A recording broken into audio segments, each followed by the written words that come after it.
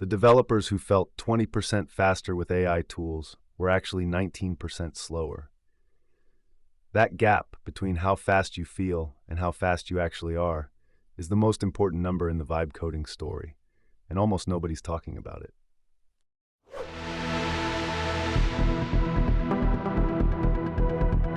February 2nd, 2025. Andrej Karpathy, one of the founding fathers of modern AI, posts a tweet, 4.5 million views. He describes fully giving in, accepting all suggestions, not reading the diffs. It resonates because he's describing what everyone is already doing, and nobody had said it out loud. Within months, word of the year. Within a year, the guy who coined it had moved on. Let's talk numbers, real ones. Cursor, the VS Code fork nobody heard of 3 years ago, went from a $9.9 billion valuation to $29.3 billion in 5 months. Now in talks to raise at $50 billion. Lovable hit $400 million in annual revenue in its first year. Riplet 16x'd in 12 months. GitHub Copilot is in 90% of Fortune 100 companies. 84% of developers are using or planning to use AI tools. This isn't a trend, it's infrastructure. But here's the mistake everyone makes, treating all AI coding tools like one thing. They're not. There are 3 completely different categories with 3 completely different risk profiles. Confusing them is how organizations make very expensive mistakes. Tier 1, tools for engineers who already know what they're doing. Tier 2, autonomous agents that handle entire tasks. Tier 3, app builders for people who've never written a line of code. Same label, completely different jobs. Tier 1 is the pro layer. Cursor, GitHub Copilot, Claude Code. Your code lives in your repo. The AI is a collaborator. It doesn't replace your judgment, it accelerates it. Claude Code is the outlier. Terminal first, built for complex architecture, consistently best on reasoning tasks. Highest floor for effective use, highest ceiling for output. The trade-off, you need to know what you're asking for, and you need to be able to evaluate what comes back. Tier 2 is where it gets interesting. Autonomous agents. You give them a task, an issue, a spec. They plan, code, test, fix, and open a pull request. Devin defines this category. After a rocky launch, it's now merging 67% of pull requests, running in production at Goldman Sachs, Nubank, Palantir. March 2026, it gained the ability to orchestrate parallel Devins, planner, coder, and reviewer running simultaneously. Multi-agent is not a roadmap item anymore. It's a production feature. Tier 3 is where the magic lives and where the risk concentrates. No IDE, no prior coding. You describe what you want, you get a working app. Lovable, Bolt, Riplet, V0. But the lock-in gradient matters. Claude Code and Cursor, 0 platform dependency. Your code is your code. V0, clean exportable Next.js. Bolt, real React code. Lovable, GitHub Sync, real runtime coupling. Riplet, technically exportable, high friction in practice. More magic, more dependency. That line should be visible before you ship to production. The wins are real. Don't let anyone tell you otherwise. A non-technical solo founder hit $203,000 in annual revenue, using Claude Code at $216 a month in tool costs.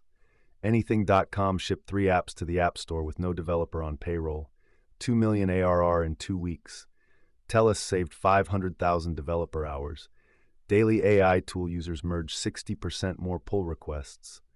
The gains are real, but every single success case shares one pattern, and it's not the tool.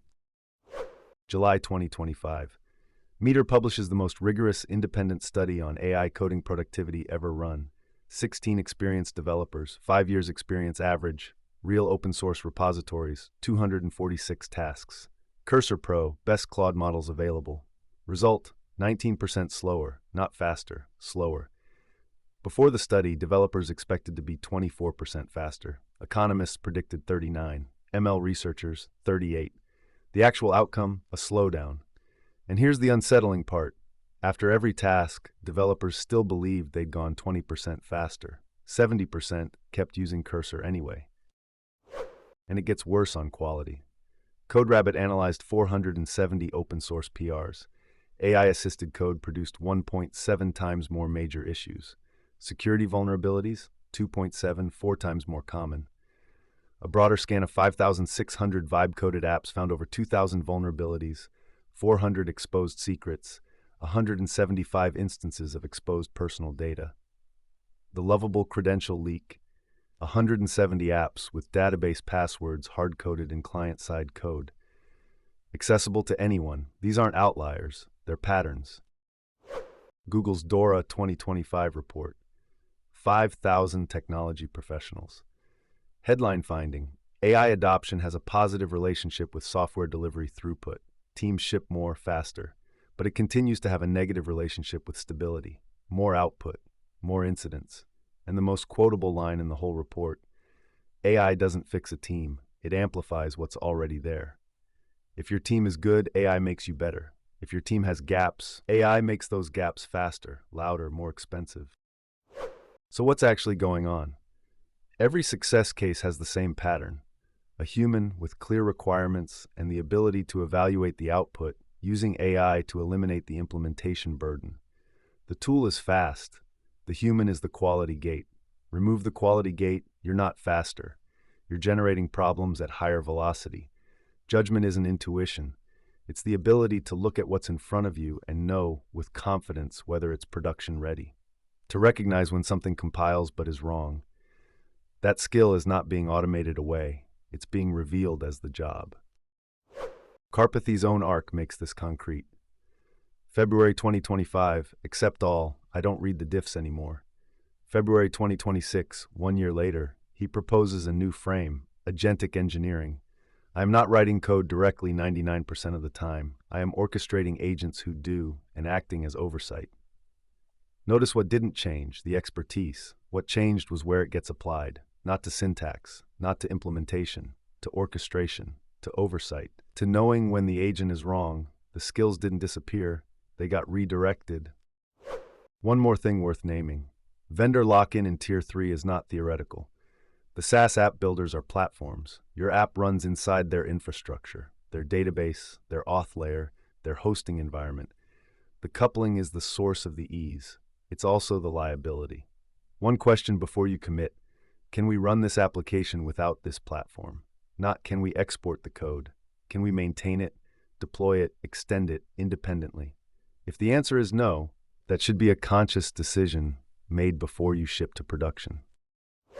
The trajectory is clear. Individual assistants became multi-step agents.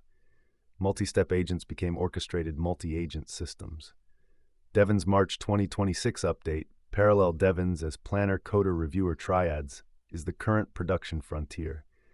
Context engineering is emerging as a real discipline, managing what the AI knows when, which constraints are in play, which decisions are already fixed. The teams that develop this skill first will have a meaningful advantage. Gartner says 60% of new code will be AI generated by end of 2026. That direction isn't in question. The question is whether organizations generating all that code are building the human layer to own it. Use the tools aggressively. I do. But here's the challenge before we go. Find something you shipped with AI assistance in the last 6 months. Don't run it, read it. Can you explain every meaningful decision in that code base? If you can't, you don't own it. You're just hosting it. That's a different thing, and you should know which one you're doing. The missing ingredient was never a better model. It was always judgment. That's not being automated away. It's being revealed as the job.